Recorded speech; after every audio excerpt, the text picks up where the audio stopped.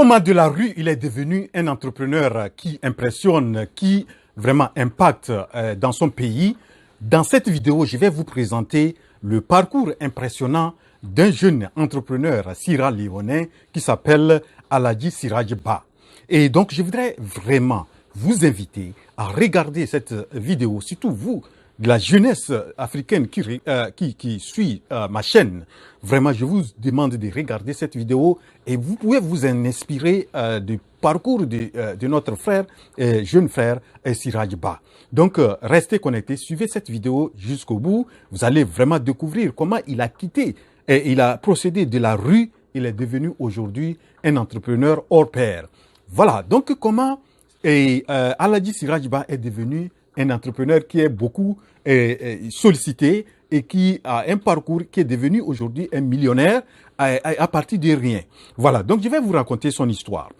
Siraj Bah est issu d'une famille très pauvre et il est né dans un petit village où vraiment les parents étaient, leur situation était une situation vraiment, ils vivaient une situation difficile.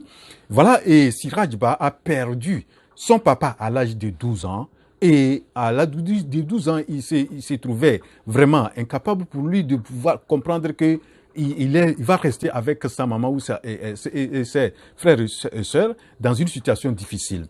Siraj Bah, à 12 ans, il décide de quitter la maison familiale pour aller se retrouver, pour aller à Freetown, la capitale de Sierra Leone.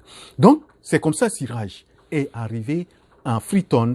Il a quitté le village. Dans son truc, il rêvait vraiment pour la maman. La maman disait que son rêve, c'était de devenir riche. Il disait que lui, à l'âge de 20, 21, 23 ans, il va être riche. Et franchement, il avait vraiment des gens qui sont comme modèles comme Mark Zuckerberg pour lui. Donc, il est arrivé à Sierra Leone, vous m'excusez, à Freetown, la capitale de Sierra Leone, et Siraj Bah a fait la rue. Il a fait, pendant 4 ans, il était dans la rue, il dormait, je crois, en bas d'un pont et il se cherchait, il sortait dans la journée pour aller laver les voitures ou faire des trucs pour pouvoir gagner de quoi à manger. C'est dans ça qu'il a rencontré un ami et ils ont commencé à jouer ensemble le football. Et c'est l'ami là qui a vraiment expliqué la situation de Siraj Bah à ses parents. Et les parents ont adopté Siraj Bah et Siraj Bah a déménagé. Il a quitté la rue pour venir rester dans cette maison adoptive. Donc, dans cette famille adoptive. Donc, c'est comme ça, Siraj Bah était avec cette famille-là et il est arrivé au bout de 7e ou 8e mois qu'il a regagné cette famille adoptive. Il y a un glissement de terrain, il y a un phénomène vraiment des plus abondants qui était arrivé. Vous savez, il vivait dans un quartier vraiment précaire où c'était sur la comment ça s'appelle, sur une pente. Et lorsque la pluie, il y a la pluie pendant, je crois en 2017, il y avait de grandes pluies et ça a duré, je crois, 4 jours et ça a pris la maison de la famille adoptive de Siraj Bah et la famille a été décimée. Et heureusement pour Siraj Bah, en ce moment, le jour où la scène s'est passée, lui, il travaillait dans un coin de production d'eau où il faisait le nettoyage et c'est là lui, il a été sauvé, il n'a pas été. Donc, quand il est revenu le matin, il s'est retrouvé que il a travaillé la nuit et c'est quand il est revenu le matin qu'il s'est rendu compte que vraiment toute sa famille est partie. La famille adoptive est partie et franchement, ça l'a beaucoup marqué. Et à partir de là, il a regagné encore la rue et Siraj Bah a commencé à faire des recherches. Il a commencé à aller sur YouTube, aller faire des recherches. Il s'est dit que c'est la déforestation qui a causé la mort de parce que s'il n'y avait pas la déforestation, les plantes, lorsqu'il y avait la pluie, tout ça, là, ça pouvait atténuer l'effet de ces glissements de terrain ou bien de la pluie et ça n'aurait pas eu lieu.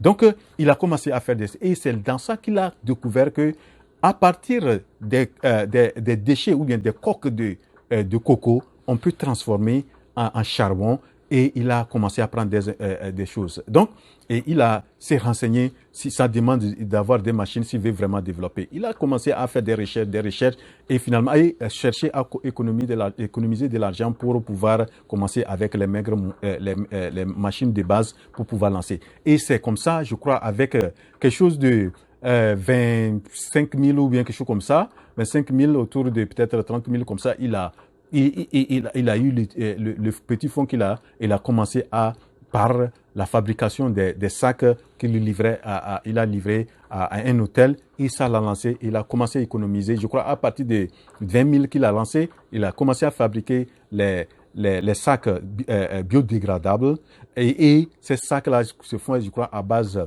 des fibres de banane. Et vous savez, j'ai présenté aussi une vidéo où on peut utiliser les troncs de banane pour faire les fibres et faire fabriquer le papier, fabriquer les bagues, etc. Donc, c'est comme ça qu'il a commencé et il a commencé à vendre et il a eu vraiment un marché avec un hôtel. Il a vendu, il a économisé l'argent jusqu'à il a commencé à acheter la machine. Et aujourd'hui, Siraj Ba emploie quelque chose d'une trentaine de personnes dans son entreprise. Donc, il a créé une entreprise qui s'appelle Rugsal Company Trading Company. Ça, vraiment.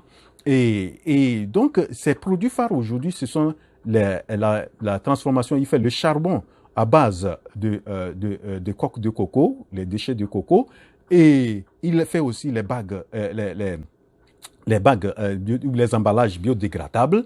Et je vous assure, à partir de ce qu'il a commencé par faire, vous savez, je dis en Afrique, nous avons des problèmes. Ceux qui arrivent à résoudre les problèmes majeurs de l'Afrique sont des entrepreneurs qui vont bien réussir. Voilà, Siraj Ba veut tacler la déforestation, le problème de déforestation, le problème de pollution, surtout en faisant les sachets biodégradables et qui permettent de lutter contre la pollution. Voilà, c'est des problèmes. Et aujourd'hui, on parle de le changement climatique, comment on peut faire tout pour pouvoir diminuer l'effet des changements climatiques. Donc voilà, il a vraiment bien ciblé le domaine et il veut vraiment contribuer à la résolution des problèmes de déforestation, à la lutte contre la pollution. Et voilà, donc ça a permis aujourd'hui. Il a eu beaucoup de prix. Il y a les Nations Unies, au niveau je crois, un organisme des Nations Unies sur l'environnement lui a décerné un prix. Il a eu Harvard Business, vraiment, c'est pas n'importe qui qui peut venir bénéficier. Quelqu'un qui n'a pas été à l'école loin, quelqu'un qui vient de la rue, il a été invité par Harvard, l'université de Harvard, qui a un programme de business, et il a reçu un prix. Et il y a aussi un prix qu'on donne aussi des Africains, qu'on donne aux jeunes entrepreneurs. Il a été un des lauréats, je crois, en 2018. Voilà, et voilà, c'est comme ça, à partir de ces prix qu'il gagne, il gagne de l'argent en même temps. Je crois un prix allait quelque chose de 5 000 $, un autre prix qu'il a gagné, il a eu 12 000 $, et qui fait de l'ordre 12 000 $ autour de peut-être 6 millions et 7 millions. Et c'est en fonction de ça, aujourd'hui, il a bâti son entreprise et aujourd'hui même, il est en train de diversifier. Il est dans l'élevage des poules pondeuses. Et je crois qu'il a dans d'autres aussi domaines.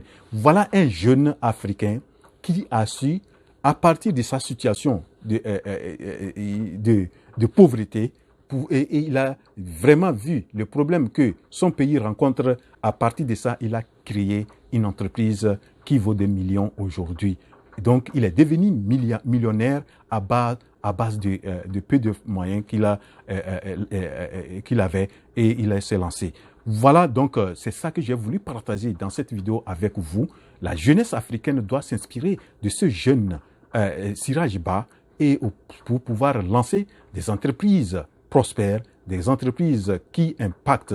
Et en Afrique, nous avons vraiment intérêt à chercher à résoudre les grands problèmes, les grands défis qui minent l'Afrique, où l'Afrique doit faire face à ces défis-là. Voilà donc ce que j'ai voulu présenter dans cette vidéo. Et j'espère que vous avez vraiment apprécié le parcours de ce jeune Sierra-Léonais et un frère africain. Et franchement, si vous avez apprécié, cliquez sur la touche j'aime et n'hésitez pas à partager cette vidéo. Elle peut vous aussi inspirer nos frères et sœurs africains à se lancer dans l'entrepreneuriat, créer des choses vraiment qui vont nous permettre de chercher et de résoudre nos problèmes majeurs tels que l'éducation, le changement climatique et la pauvreté, etc., etc. Voilà, donc, et si vous n'êtes pas encore abonné à la chaîne, je vous invite à vous abonner à la chaîne, activer la note de notification, comme ça vous serez notifié à chaque fois que je publie une nouvelle vidéo.